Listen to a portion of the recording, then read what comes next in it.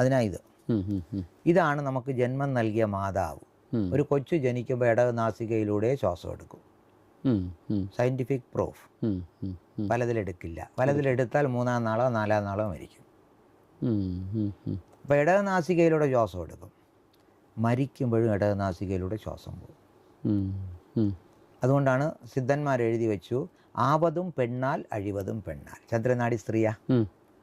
അപ്പോൾ ജനിക്കുന്നതും പെണ്ണുകൊണ്ട്, മരിക്കുന്നതും പെണ്ണുകൊണ്ട്. ഓം നമഃ ശിവായ.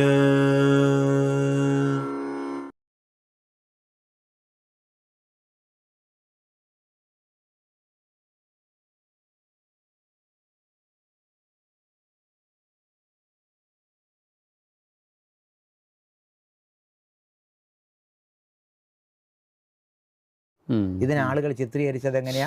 അമ്മയിലൂടെ പുറത്തേക്ക് വന്നു, ഒരു സ്ത്രീയിലൂടെ മരിച്ചു വന്നു. വിട്ടിത്തമാ.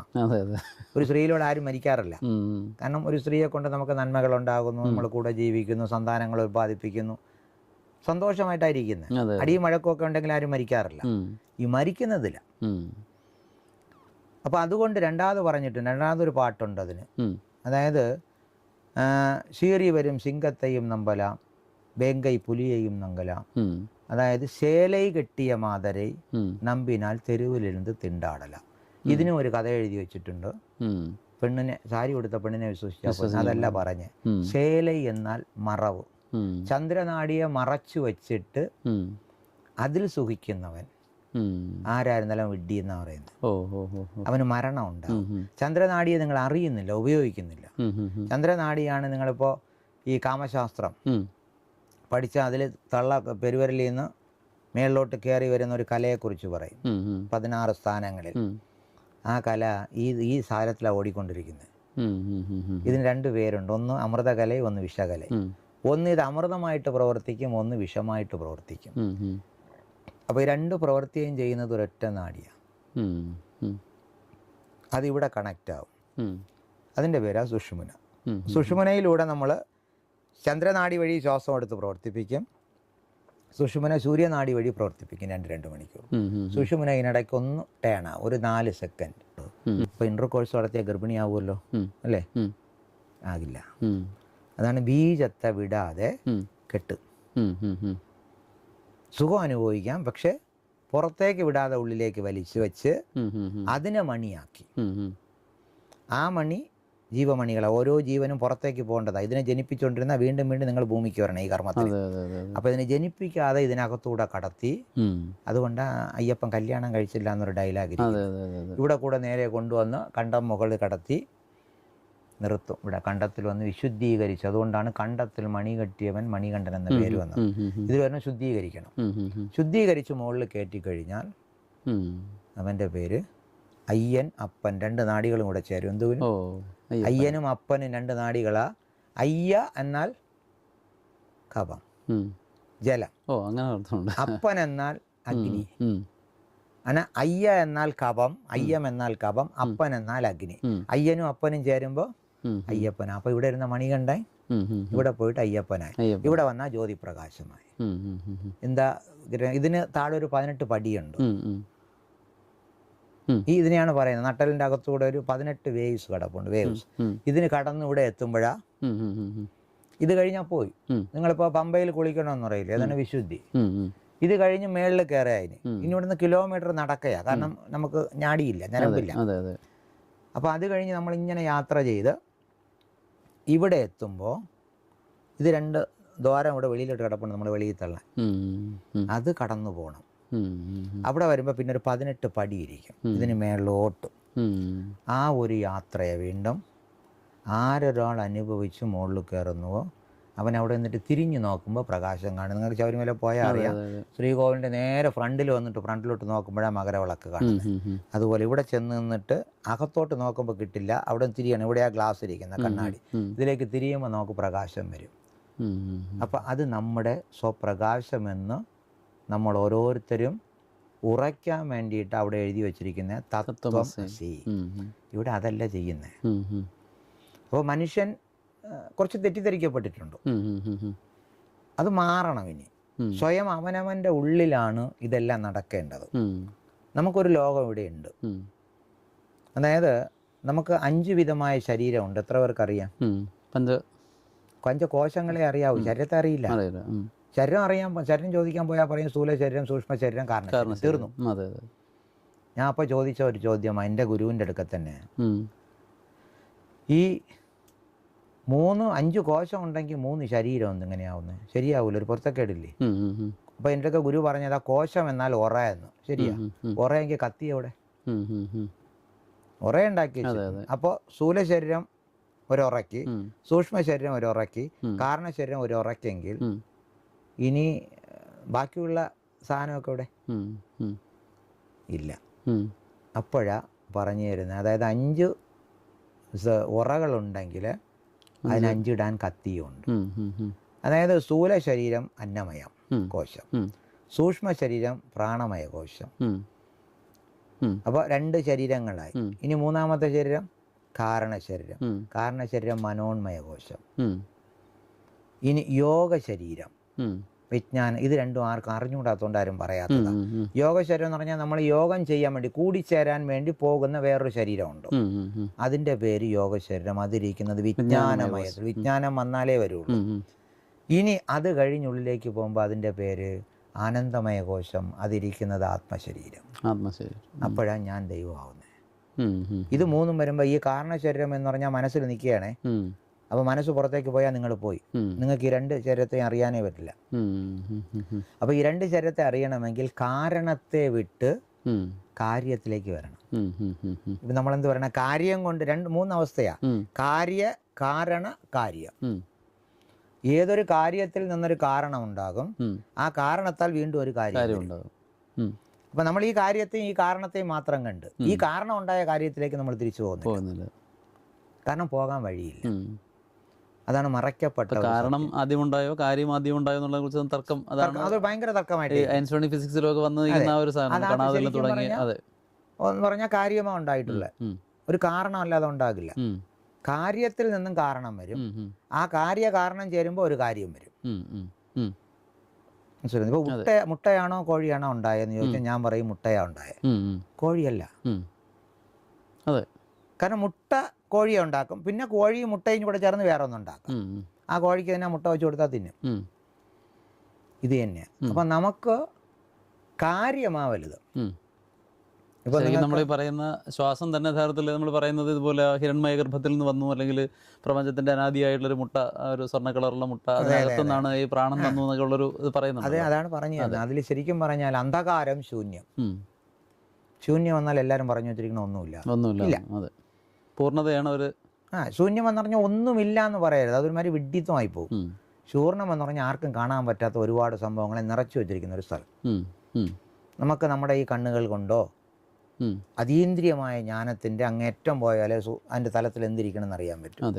അങ്ങനെ ഇരിക്കുന്ന ശൂന്യത്തിൽ നിന്നും ഒരു ശക്തി, ഒരു എനർജി കറങ്ങിക്കൊണ്ടിരുന്നു.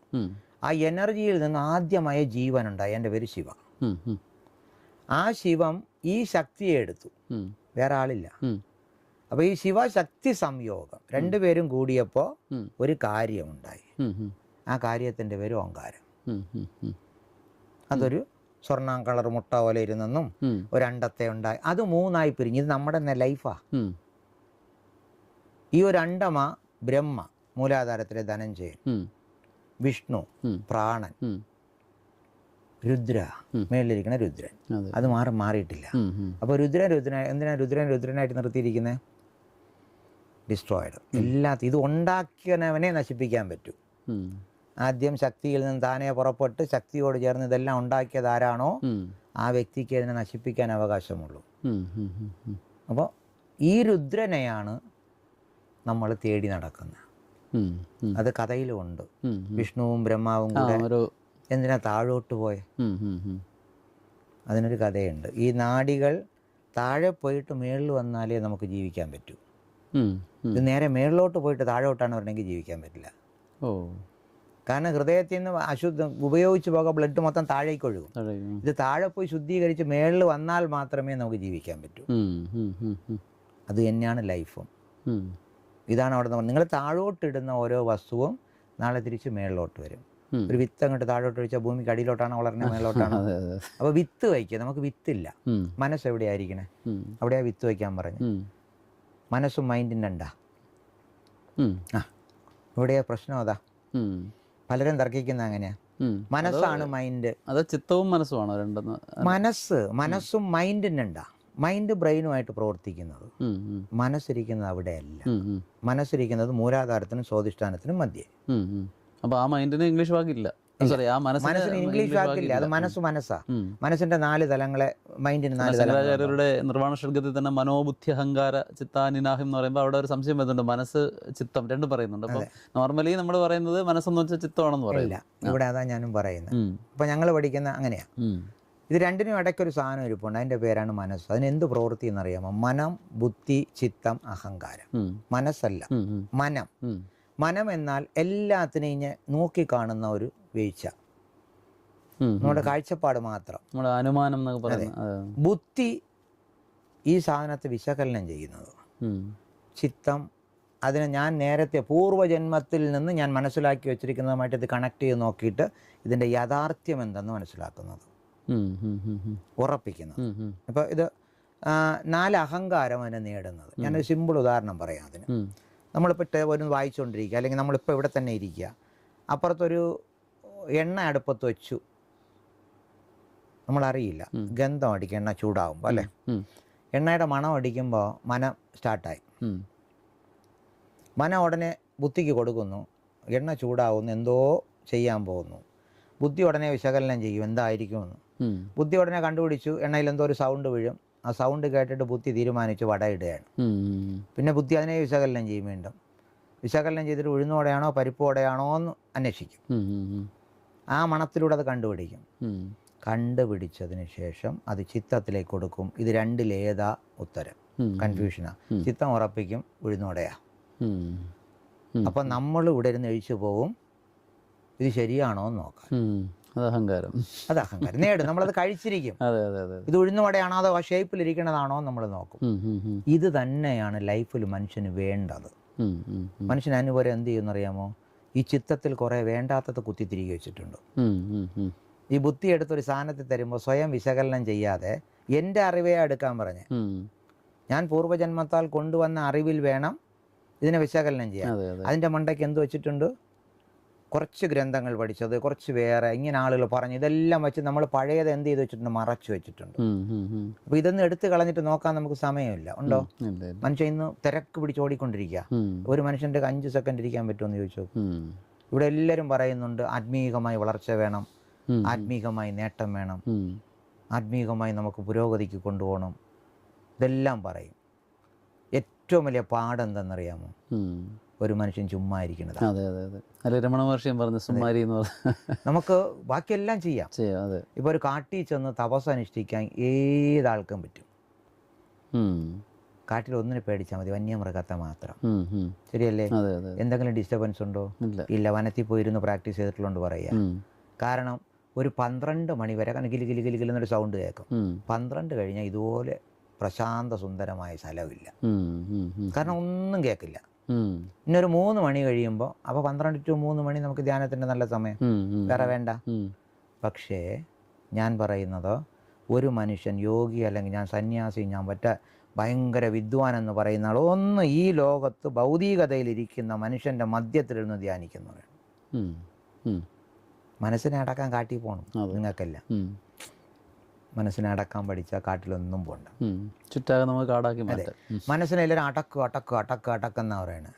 അടങ്കിനാൽ ഒന്നുമില്ല വരുവതേത് അച്ചടത്തെ വാഴ്വിത്താൽ അവനെ സിത്തൻ. അടങ്കിനാൽ ഒന്നുമില്ല. മനസ്സിനെ അടക്കി കഴിഞ്ഞാൽ പിന്നെ നീ ഇവിടെ ഇരുന്നിട്ട് കാര്യമില്ല. നിങ്ങൾ മനസ്സിനെ അടക്കി നിങ്ങൾക്ക് എന്തിനാ പിന്നെ അവിടെ ജീവിക്കേണ്ടത്? മനസ്സടങ്ങിപ്പോയി, നമുക്കൊന്നുമില്ല, ആഗ്രഹമില്ല, ഒന്നും നമുക്ക് വേണമെന്ന് തോന്നുന്നില്ല, തിന്നണമെന്ന് പോലും തോന്നുന്നില്ല മനസ്സടക്കിയ. അപ്പോൾ പിന്നെ നമ്മളിവിടെ ജീവിക്കണേ എന്തിനാ? അപ്പോൾ ചത്തതിനൊക്കിലേ ജീവിക്കലും. അങ്ങനെ ഇരുന്നിട്ട് എന്ത് നേടാനാ? അപ്പോൾ അടക്കിനാൽ ഒന്നുമില്ല, അതിൻ്റെ അടക്കാതെ അച്ചടത്തെ ഇത് നശിക്കുമെന്ന് മനസ്സിലാക്കി, അതിനാണ് മനസ്സ് തന്നെ, നശിക്കുമെന്ന് മനസ്സിലാക്കിക്കൊണ്ട് ഇതിനെ വാഴ്വിത്താൽ, ഇതിനെ നശിപ്പിക്കാതെ സൂക്ഷിക്കുന്നവൻ സിദ്ധൻ. അതിനാ ഇത് തന്നിരിക്കുന്നത്. ഇപ്പം അങ്ങയുടെ എടുക്കാൻ ഞാൻ 21,600 രൂപ ഡെയിലി യൂസ് ചെയ്യാൻ തന്നു. അങ്ങനെ ഒരു 93 കോടി 300 ചില്ലറ രൂപ ഒരു ആയുസിൽ നിങ്ങൾക്ക് ഇട്ട് തന്നിട്ടുണ്ട്. ഈ രൂപയെ ഒന്ന് ചിലവാക്കിയിട്ട് വരാൻ പറഞ്ഞാൽ ഒരാൾ നമ്മുടെ അച്ഛൻ പറഞ്ഞു വിട്ടു, നമ്മൾ എന്ത് ചെയ്യും? അങ്ങാണെങ്കിൽ സുഖമായിട്ട് പോയിട്ട് ചിലവാക്കിയിട്ട് വരും. ഇപ്പോൾ കുട്ടികൾ വേറെ കുട്ടികളാണെങ്കിൽ അവരും എന്ത് ചെയ്യുമെന്ന് പറഞ്ഞാൽ കംപ്ലീറ്റ് ചിലവാക്കിയിട്ട് അടുത്ത തിരിച്ചു വരുമ്പോൾ തരാമെന്നല്ലേ പറഞ്ഞേ. ഓക്കെ, ഞാൻ തിരിച്ചു പോയിട്ട് അടുത്തൊന്നും വാങ്ങിച്ചിട്ട് വരും. ഇതാണ് പുനർജന്മം, വീണ്ടും വീണ്ടും ജന്മം. ഇതത് വേണ്ട. ഞാനതല്ല ചിന്തിക്കുന്നത്. എനിക്ക് 93 കോടി രൂപ കിട്ടി, സന്തോഷം. ഇനി തിരിച്ചു പോകണമെങ്കിൽ അച്ഛൻ ഇത് തീർന്നിട്ട് പോകാനല്ലേ പറഞ്ഞിരിക്കുന്നത്. ഞാൻ പോണില്ലെങ്കിലോ? ഞാൻ ഇതിനെ ഇവിടെ സേവ് ചെയ്യും. അത് വെച്ച് ഞാൻ പലതും നേടും. ഇവിടെ നേടിയത് എൻ്റെ സമ്പാദ്യത്തിൽ കൂട്ടും. കൂട്ടിക്കഴിഞ്ഞാൽ ഞാനതിന് പുറത്തു പോകണം. എനിക്ക് പോകേണ്ട ആവശ്യം വരുന്നില്ല. അപ്പോൾ അങ്ങനെ ഇരിക്കുന്നതിൻ്റെ പേരാ ശരയോഗത്തിൻ്റെ സമാധി യോഗം. ബാക്കി എല്ലാ യോഗവിദ്യകളും പറയുന്നത് എവിടെയോ ഒരു മോക്ഷം കിട്ടി. എവിടെയാ മോക്ഷം കിട്ടുന്നത് എന്നിട്ട് എനിക്കറിയില്ല.